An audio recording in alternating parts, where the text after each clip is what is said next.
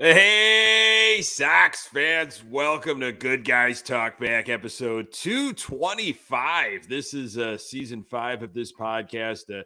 If you're able to, check us out on our YouTube channel. Try to do this on Sunday nights, sometimes 8, sometimes 8:30, now 9 p.m. It's a We have to holiday be weekend. flexible. You have to be It's flexible. It's a holiday weekend. So here we are. You can always find the audio wherever you find your podcast. Usually drops on Sunday nights. All kinds of White Sox stuff to get to. Not a lot of great stuff, but some interesting things, some silver linings, I guess, if it matters. Chopping everything up with me, my very dear friend for a long time, over 20 years, and a diehard Sox fan in his own right, Mr. Pat Hester. Hello, sir. Nick, I thought we'd just break down the Flash. I thought we could just label this episode Good Guys Talk Bat and just talk all things the Flash, Michael Keaton and his role as Batman, reprising that role. What does James Gunn do with the DCEU from this point forward? This is a reset of that franchise. I mean, it's a glorious thing, Nick. I mean, why would we talk about White Sox baseball and going 2-4 on this road trip and leaving wins on the table when we could talk about the Flash for 45 minutes? And this is, I don't think this is spoiler stuff. I mean, I think people know this already. If you're going to see this movie, it's got Michael Keaton coming back as Batman. And when he said, I'm Batman, I mean, that probably had more feels than the Zach Remillard stuff was pretty big this past weekend. But what got your stones in a quiver more? Well, it was Michael Keaton saying I'm Batman. I know. I was sitting right next to you. We were in a regular theater that didn't have the vibrating chairs. I felt the vibration from the seat next to me. Oh man, that was good to hear him say that. That was nice. There was a lot of Michael Keaton, a lot of Batman. Oh yeah, and it needed it. It was fantastic. I enjoyed every moment of it. I know people are panning it probably, and people pick apart things, but movies are just meant to be fun. They're fun. Have fun at a movie once in a while.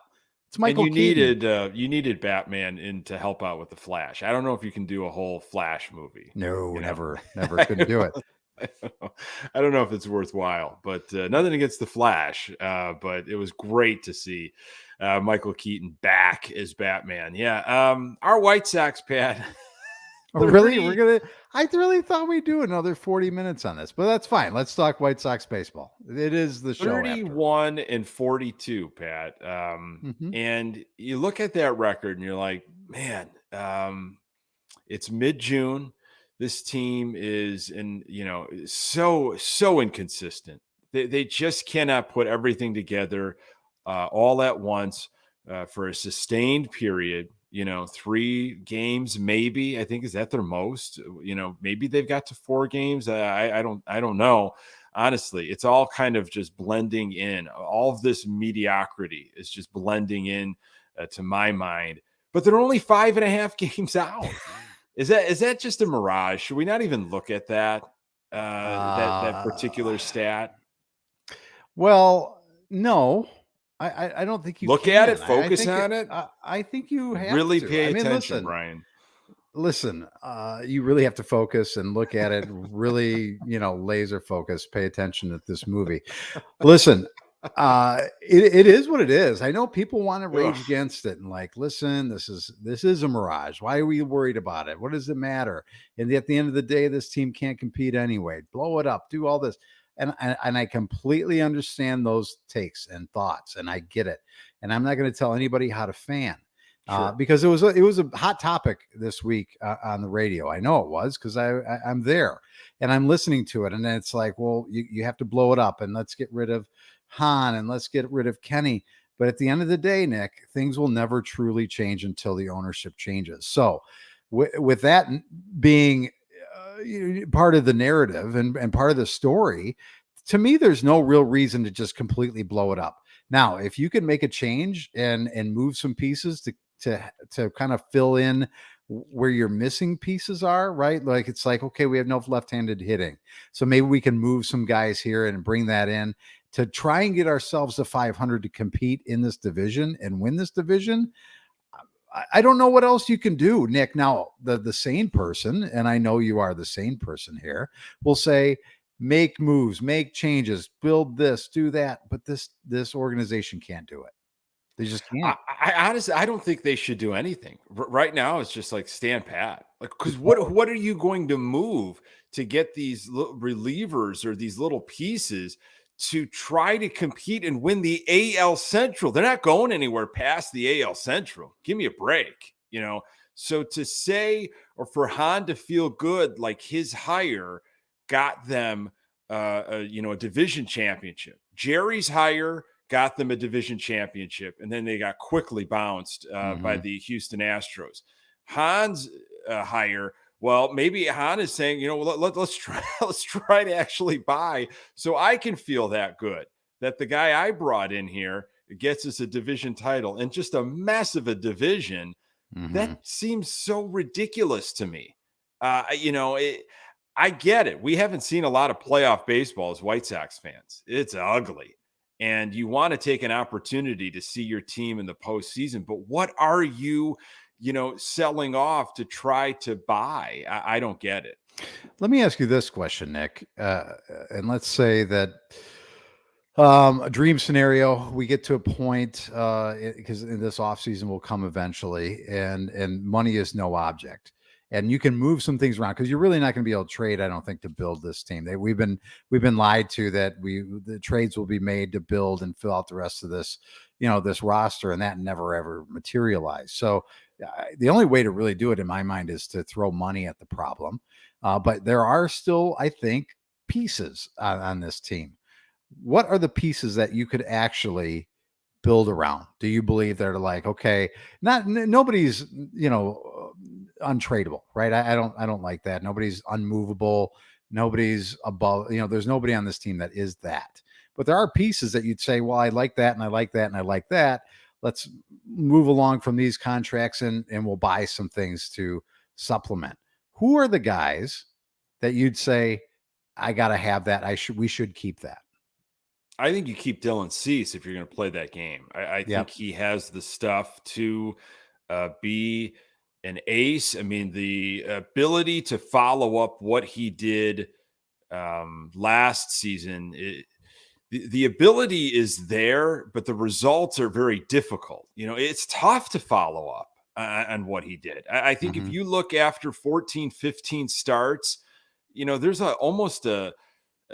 there's a big difference in ERA. I think he's sitting 4.6. Don't quote me on that. 4.68 ERA, 4.65. Last year at this time, it was like 2.6, 2.63 or something. There was a big difference after 14, 15 starts. I mean, we know that. It feels that way. He's not going deep into games. Nobody's going deep into games, We'll talk Lance Lynn in a little bit because what an outing he had on Sunday. I mean, who would have ever predicted that?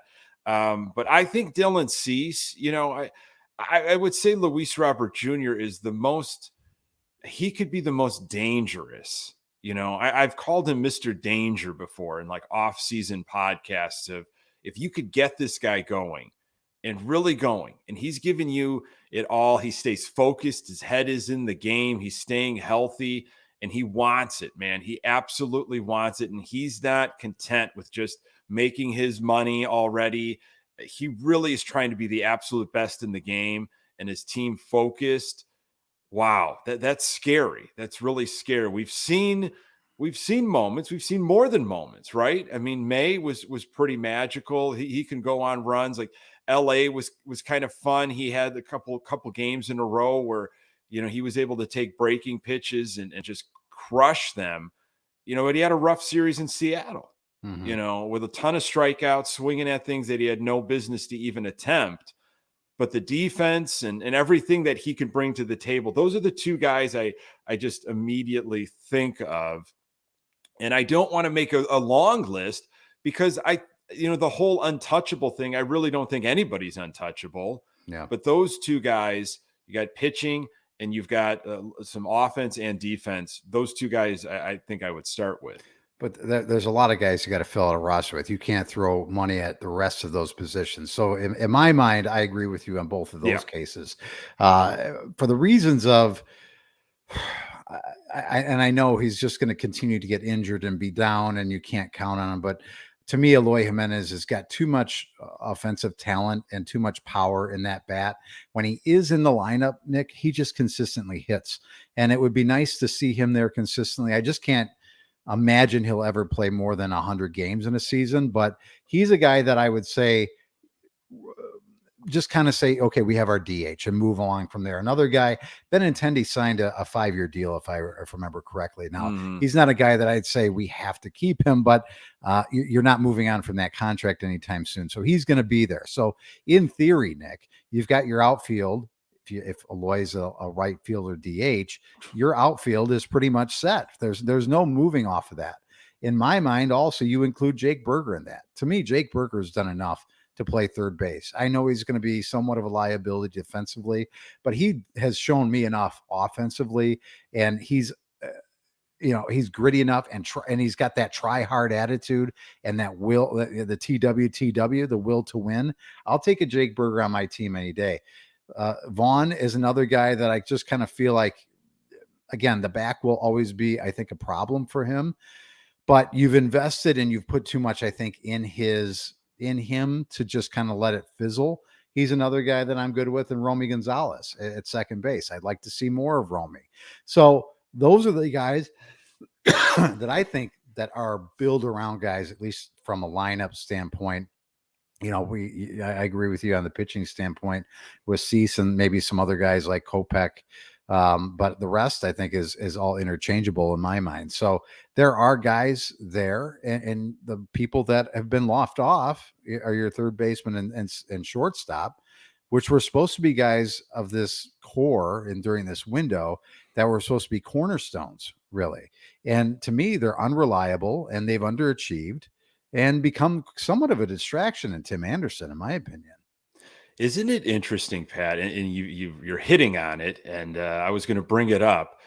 Guys like Berger, guys like Romy Gonzalez, Zach Remillard, out of the bullpen, Middleton and Santos. Like, who are these guys? And I have struggled, and maybe you can relate, and other Sox fans can relate.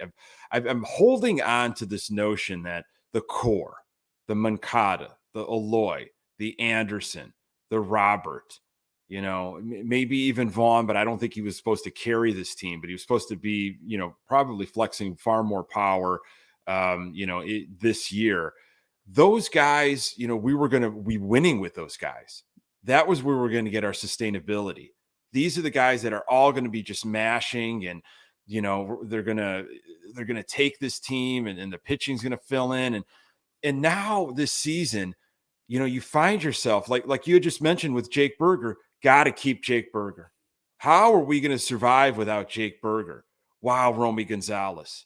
There was a weird stretch where it was like how Romy went, the White Sox went. Mm-hmm. It's very, I have struggled with that because I just don't want to admit it, that's the reality, that I don't think we can be reliant at all on Moncada and Jimenez and Tim Anderson and beyond. It's these guys that I didn't even think much of, I hate to say, that have fought and clawed and battled their way onto this team, that you were saying, wow, like, what are they going to do next? These guys are fun to watch. These guys are, exciting. They're putting games together, at bats together. Now, Berger had a rough Seattle series, but he was fun to watch in LA. That to me, I don't know if that hits with you, but I've just, this past weekend, I was like, you know what? I got to give up on this core. I've got to stop holding on to this core and like waiting for, but they're the ones that are going to take us to the promised land. It's not going to happen. So I just need to celebrate the guys that are, and maybe you do keep Berger and say, you know what? We're going to find a way. This guy's going to be on our roster for many, many years.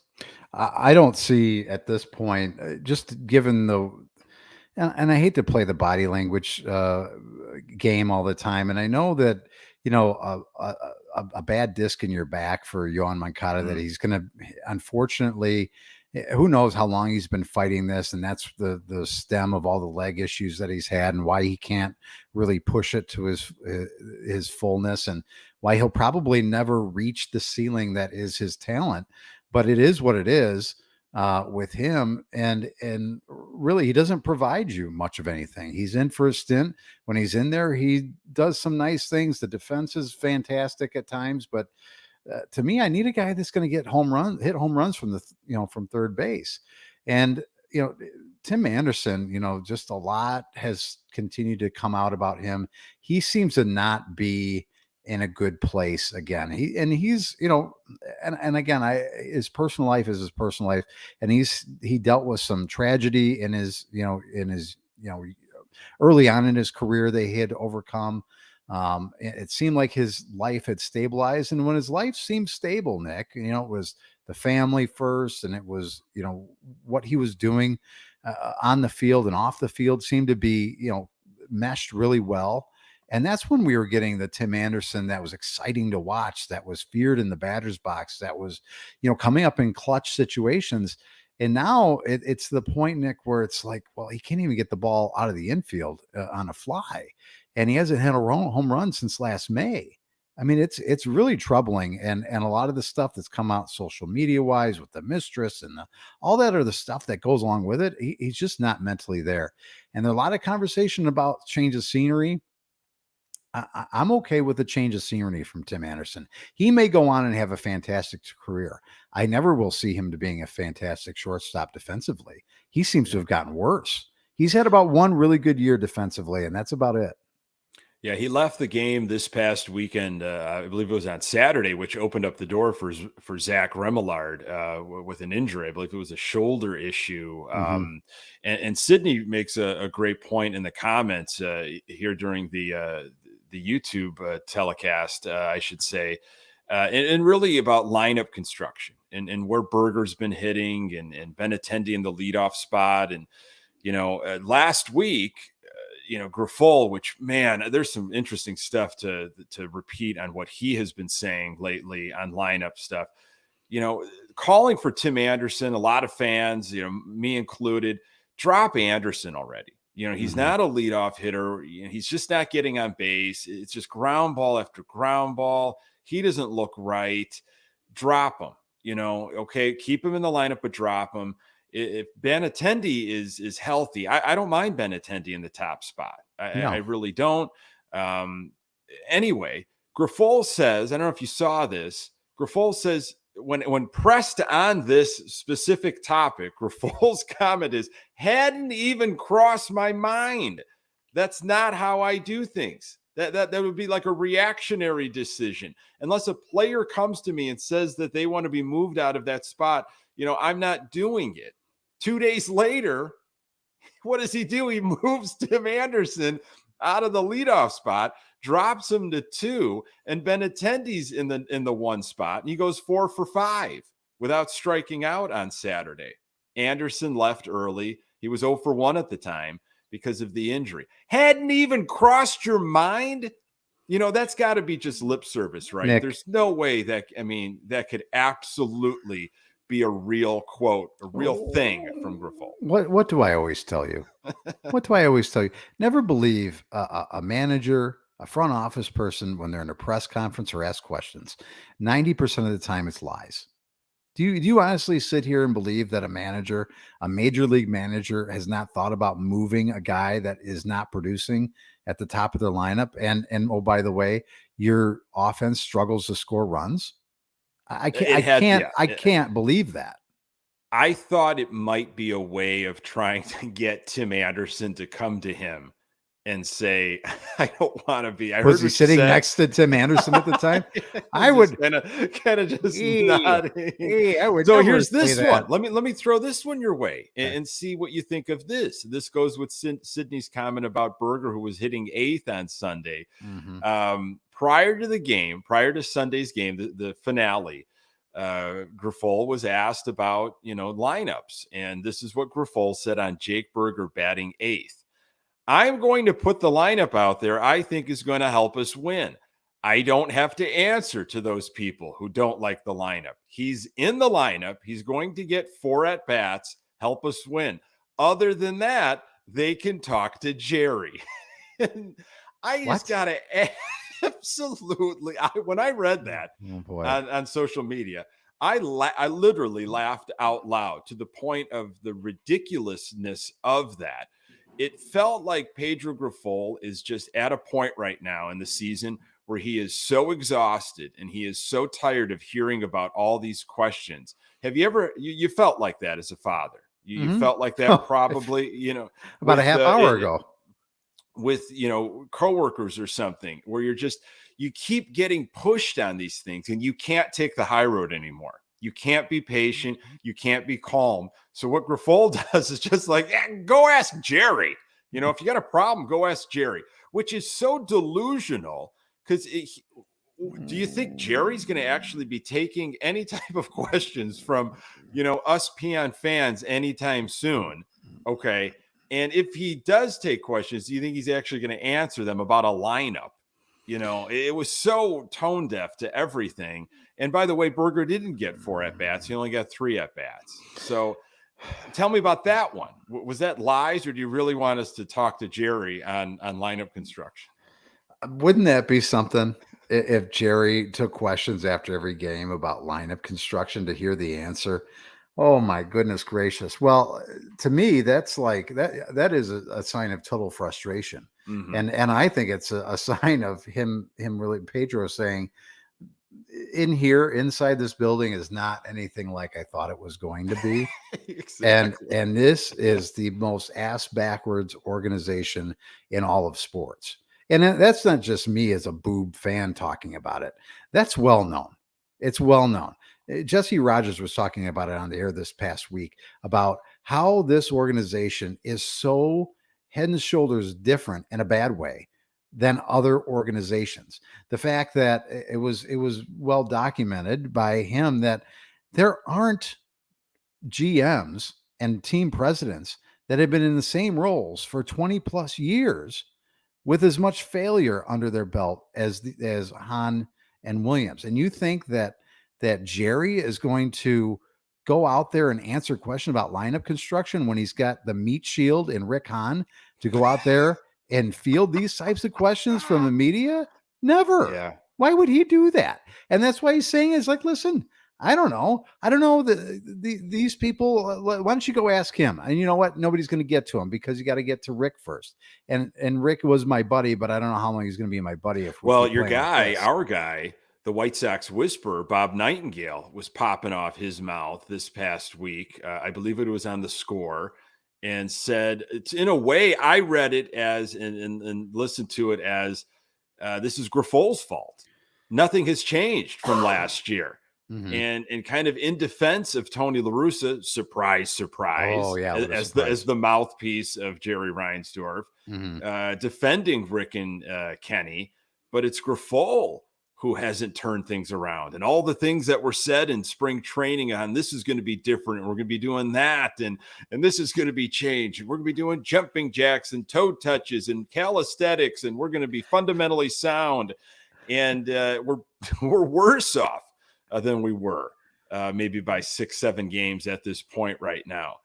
That's, to me, that was ridiculous to be blaming Pedro Grifol. I'm sorry. Do not put that out. And that is what Bob Nightingale, I think, does, is he puts that out because that's what the front office wants the fans to hear. It's like, don't be blaming us. Look at who's in charge here. It's Pedro Grifol. This is your guy, Hahn. Come get your guy. Come get Pedro Grifol and, either remove him from the situation or set him up for success, because this offense or offseason was another disappointment, an absolute disappointment. They didn't properly address what they needed to address, on and on and on. We've been talking about this forever. That was something that, again, like, how screwed up as an organization you're going to be blaming Pedro Grifol, a first-year manager? Of course. I mean, he looks like he doesn't really know what he's doing. And in a way, it's just, you seem to be just a placeholder until the Sox really figure out, well, where are we going to go? How are we going to do this? it is a mess. You know what? And again, and I've said this before on this show, Nick. The last couple of years have left me wanting Ricky Renteria. I mean, seriously. I mean, again, I've said this before as well. Ricky was not a perfect manager. There aren't any perfect managers out there. But it seemed like the clubhouse, the culture inside that clubhouse, it was really strong. People were having fun, enjoying playing with each other. Looked like they played for each other. They looked like they're again. There was winning, so that helps, right? When you're winning, it helps create a good culture. But my goodness gracious, I don't know what the hell is going on with this organization, this team, this vibe that's around this team. Now everybody was excited about the vibe of the Chicago White Sox. That is out the window. So I don't know where it goes from here, Nick. This was really a disappointing road trip and not an easy one, right? Going out and playing in LA and then going and playing in Seattle 6 games. And then, oh, by the way, we're going to be, teeing off at home against the Texas Rangers this week, which is going to be a rough one. But there were games to be had, Nick. It wasn't like they weren't there. They lost. Yeah. I mean, so they've now lost 3 series in a row. After that really deflating series against the Marlins, they head out west, which is a tough place to play. I mean, man, to handle the Dodgers the way they did, okay, lost the first one, Lance Lynn, and you're like, well, no surprise. Lance Lynn on the hill struggled early in the game and then found, a rhythm, but the Sox just couldn't offensively. And then the Sox do, and it's like, wow. I think it was 8-4, and Berger had 2 home runs. I mean, lots of fun, a lot of good times were happening. To Clayton Kershaw, like they got to Kershaw, and then in the series finale, they were up 4-0. They hit 2 pairs of back-to-back home runs, and Ronaldo Lopez, it was Ronaldo Lopez. He gave up the grand slam to Chris Taylor, who was also at it again on Sunday when he came in for relief. So that was crushing, absolutely crushing. When you have 4 home runs, I get it, they were solo home runs. You feel like, okay, we can figure this out. And your ace is on the hill. Good point.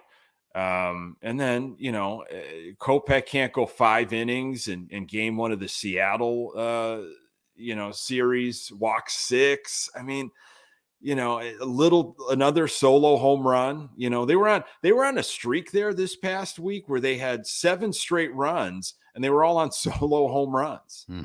7 straight solo home runs. You win in extras on Saturday, which is great. It was the Zach Remillard game making his debut because TA was hurt. Remillard called up because Moncada got hurt. And here he goes 3 for 3.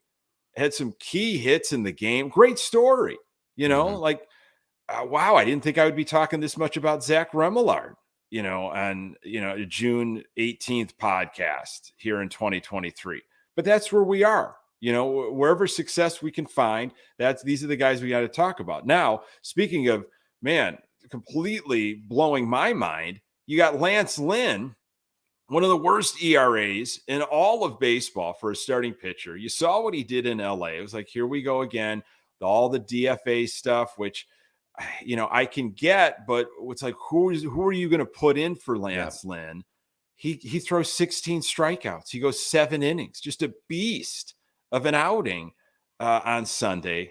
And the Sox lose. Your starter goes 16 strikeouts, and you lose. Ronaldo Lopez comes in and gives up 3 runs. The Sox are 11 games under 500. That is who they are.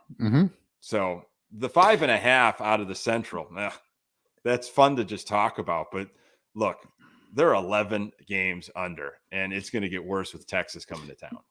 We really should ask our intern staff to crunch some numbers for us. I wonder what the odds would be if you put it in the calculator of, your starter's going to throw 16 strikeouts, 8, and the team 18 total, right? If memory serves, you had 18 total strikeouts as a team.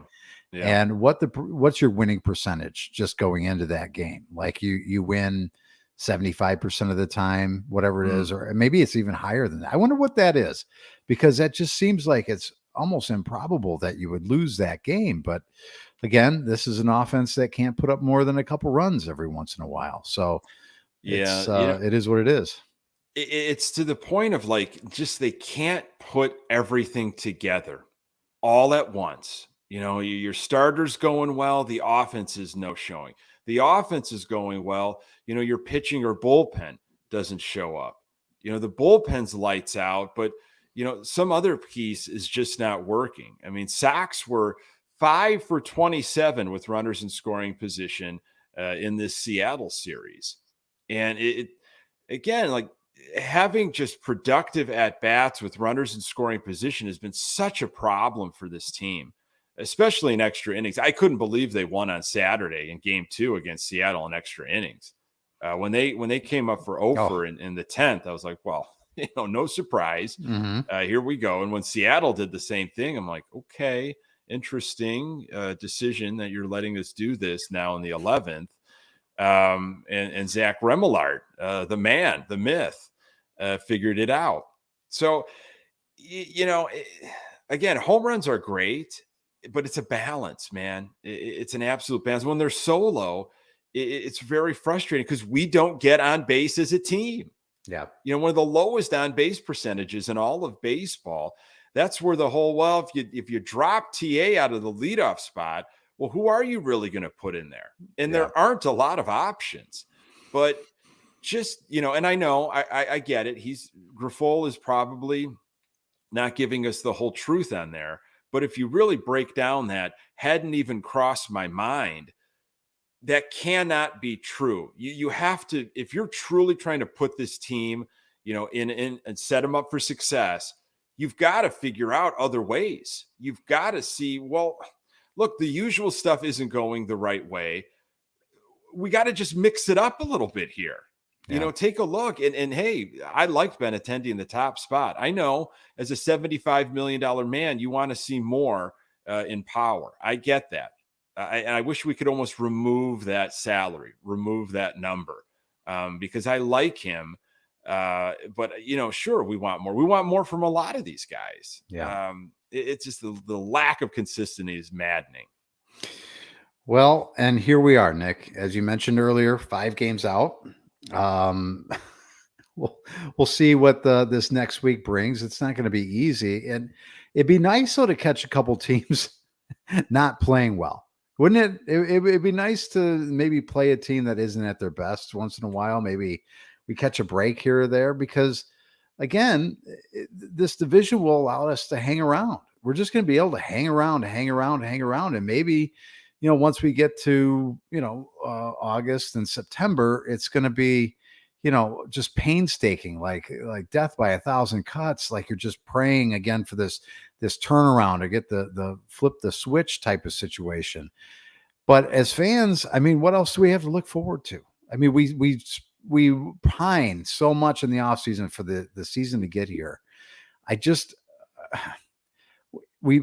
I hate to say this, going the Steve Stone route, enjoy the ride, I guess, from here on out, because I don't know what else you have left. What else can you do? You've been put in a situation because of this division. You have to root for them to try and turn it around and win. If we're in a different division, it'd be like, put your hands up, just, go out, enjoy a hot dog once in a while, and you're out of it, and see what you can get for every piece that you can, and sell off everything. But does it mean more though, Pat, in a negative way, if they fall drastically behind in the AL Central?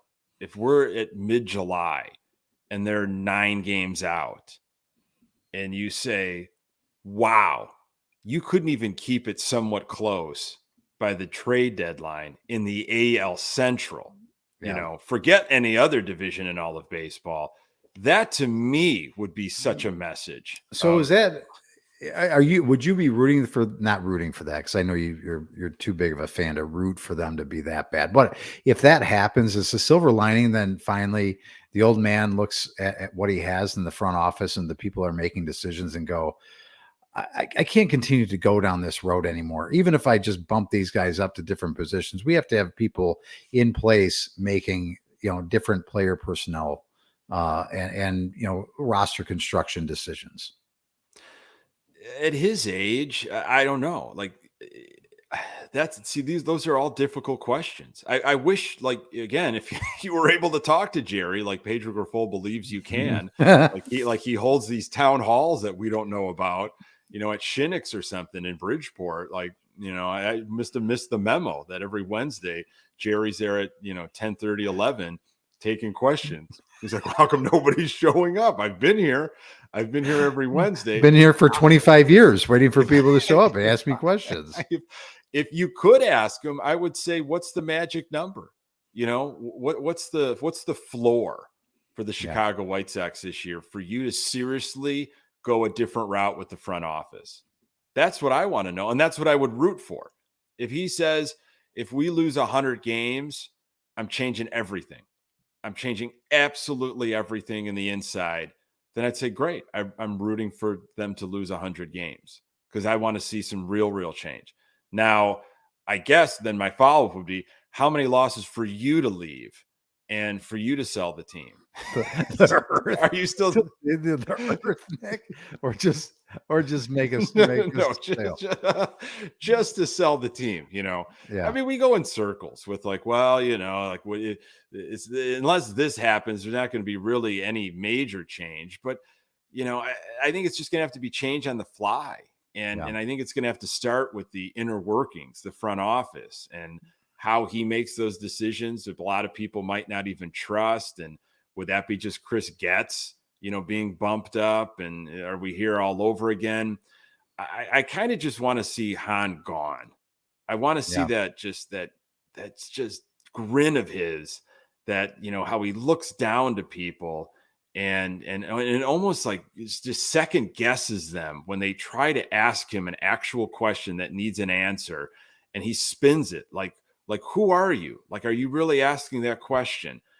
And I don't know if he'll show up. It's the start of a home stretch on Monday. Will he take questions? I don't know. I mean, what is he going to say? I just want him to show up, do your job, and answer questions. Before we've got some time still on this, and now that I'm thinking about it, talking about asking questions and all that. Some tough news this past week with a friend of the podcast, James Fegan, let go and laid off from The Athletic, which was a real bummer. I've so much enjoyed his work that he has done. Great writing, just your daily coverage. He came on Good Guys Talk Back a few times. And was wonderful with his time. Some great insight, especially leading into a season and then throughout the season. And I'm sure he's going to get gobbled up and he's going to be doing some great stuff for somebody. And I hope it is for the Chicago White Sox, because I really enjoyed that. And it's an absolute shame. And it's happening all over the place with how The Athletic is going in a different direction. And I don't know if the White Sox were, if they were 10 games over 500 and they were in the lead in the Central and things were looking good and more people were excited about the White Sox, would that change their mind? And would they go a different beat writer or is that just, the writing was on the wall? It's the White Sox and you've got to go. I don't know. Really, I just wanted to throw that out there because, he is, without him knowing it, maybe he has contributed so much to this podcast and to the Locked On and just the wonderful quotes and the stuff that he has uncovered over the years. Well, it's amazing to me that before I go there, James Fegan, wonderfully talented. He will land on his feet somewhere. Oh yeah. And I wish him all the best. But what he does really well, or what I've enjoyed about him, is you've got a lot of people covering the same team, telling the same story, and how each of these guys, not just James Fegan, but he did a great job of it, is putting their own individual spin on it, looking at it from their lens, and giving you something different from the guy next to them or the gal next to them. And they all do a great job of it, and he'll land on his feet. And that's really a shame to hear. I don't know. And again, wins and losses affect people that cover this team, that sell this team, right? That have to. Well, look, I mean, let me just say from my perspective of doing Locked On Sox, and I know this is, I think, the case for other hosts, throughout of MLB, and this is just common knowledge. Like nobody wants to listen to, I shouldn't say nobody, but the numbers drop. Let me put it that way, big time. When the team is going the way they are, I've had people reach out to me, different listeners, and they're just like, Nick, buddy, I can't do this anymore. I can't tune in. I want to, but this team has just crushed me. Yeah. And I got to step away. And I get that. Listen, I completely understand. Enough is enough. And that's got to be the same for, consuming, any media, and Athletic is, on, you can do through the app, you can do online on their site, and that's got to be the same for that too. And that's just right. That's anything, right? When a team is cooking and everybody wants to talk about that, everything spikes. You just need to say the name of the team, and clicks and views and everything go up. When it's scuffling, it's like, well, you got the diehards, man. You got the people that are like in it thick and thin, because they're just like, there's hope somewhere. I'm just trying to hang on. And that is tough right now. And that just shows the short-sightedness of this organization from the top down. Is like, listen, when people are interested in your product, it's not 1970, it's not 1980 anymore. People aren't just going to the ballpark, and that's how they consume the game, or on TV or on the radio. They consume the game from the time they wake up to the time they go to bed, sometimes, like you and I do. What was the game? You watch the game at night. You're rewatching highlights in the morning. You're getting prepped for today's game by listening to radio shows or podcasts or whatever it might be. And people consume all that, and that's sellable, Nick, right? There's business generated through that. You can sell subscriptions. You can sell advertisement to all that stuff. And it's linked in there. And when you have an interest in your team, it makes everybody more profitable, right? But Jerry doesn't look at it that way. He looks at, let's sell, half the stadium out, open the doors up. We'll have some cold beer and food. It'll be fantastic. And if we win, we win. And what was his quote? If you finish in fourth, it's not a losing season, or whatever he said. And that's, Pat, where I think we're at right now is if we look at ourselves in the mirror, it's like, oh, this is what Jerry was talking about.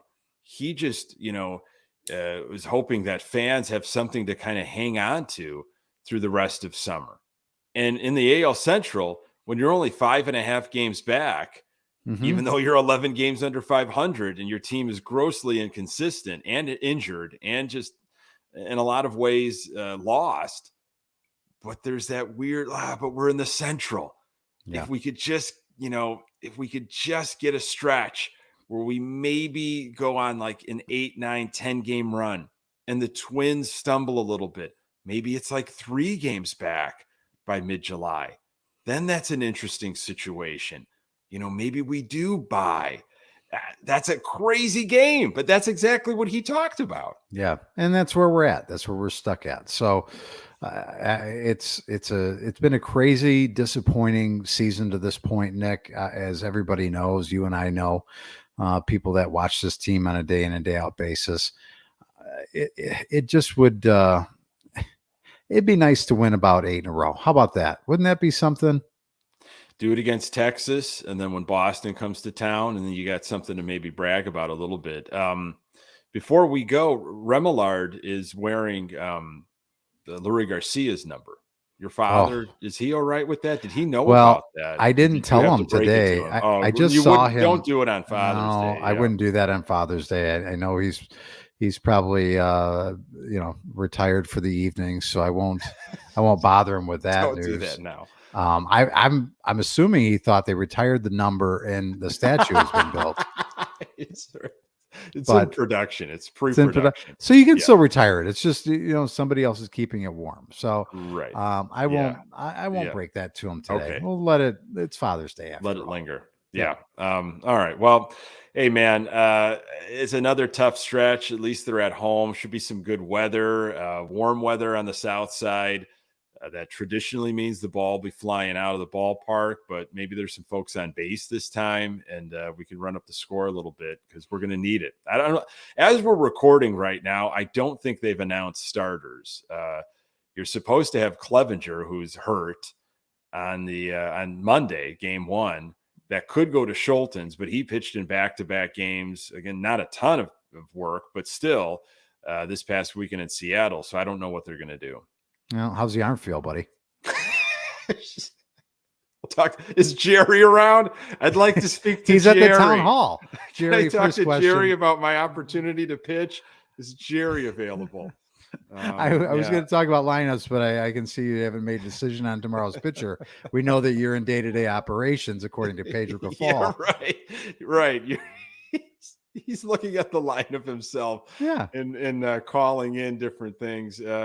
Unreal, buddy. Unreal. But always a pleasure talking White Sox with you, my friend. it was fantastic to talk to you. Happy Father's Day to Yep. you, and happy Father's Day to all the dads out there that had a great day today, hopefully. And let's try and do this again next week. And you never know. It might be at 8, might be at 8:30, might be at 9 o'clock. Just follow Nick on Twitter, and he'll let you know. Oh, yeah. I will keep you updated. Folks, thank you so very much for joining in on our YouTube channel. You can always go back and check this out. Subscribe to that channel. It should update you. You get an alert, perhaps, when we've got a live recording, and the audio available everywhere. We're on Twitter at Good Guys TV. We've got a Facebook fan page. Hey, for Pat Hester, I am Nick Murawski. Until next time, go Sox.